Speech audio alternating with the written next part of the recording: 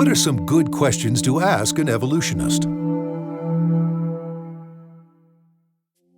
It's often very important in a conversation with a critic of creation to ask the critic to define his or her terms. And so we might ask questions of clarification, such as, what do you mean by the word evolution? The word evolution can simply mean change in a general sense. It can refer to the idea that organisms have evolved over millions of years from one kind into another. It can mean the idea that organisms share a common ancestor. And so it's important that we define our terms before we begin the debate so that there's no confusion later on. We might ask, what do you mean by the word science?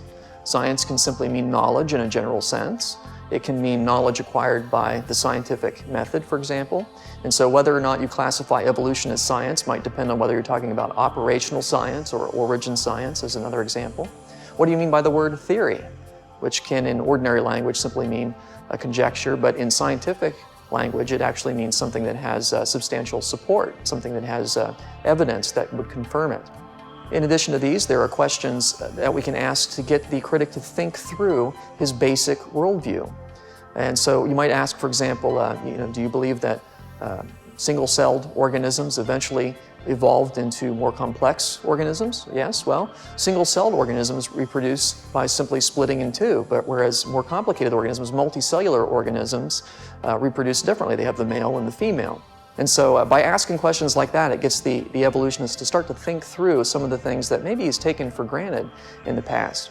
What about information in DNA? DNA has information, all the instructions necessary to produce you. It's a lot of instructions. Where did that information come from? Well, you see, if you read a book, well, and it has information in it, you'd say, well, that information comes from a mind. Information, as far as we know, always goes back to a mind, brand new creative information. It can be copied many times, but it will ultimately have, as a source, an intelligence. And that makes sense, given what the Bible says about creation. God made those first life forms and put the DNA, the instructions in their DNA. And so it makes sense given what the Bible says, but it doesn't make sense if DNA came about by a random chance process.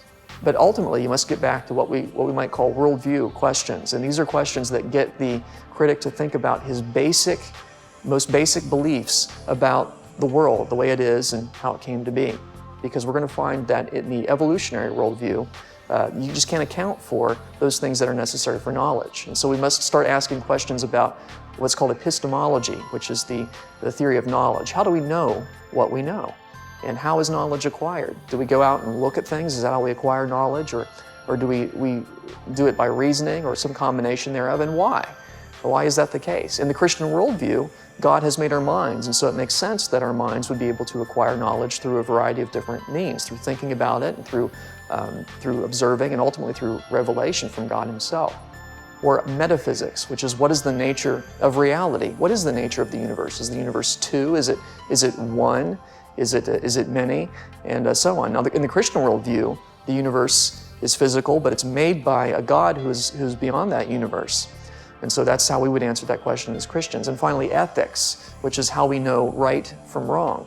And those are very good questions to ask an evolutionist, because you see, ultimately, in an evolutionary worldview, you can't have an objective basis for morality. It's just not going to work, because there's no God. In an atheistic universe, in an evolutionary universe where things have evolved by random chance, there's no reason why you should have a moral code, why those organisms should be obligated to follow a particular code of behavior.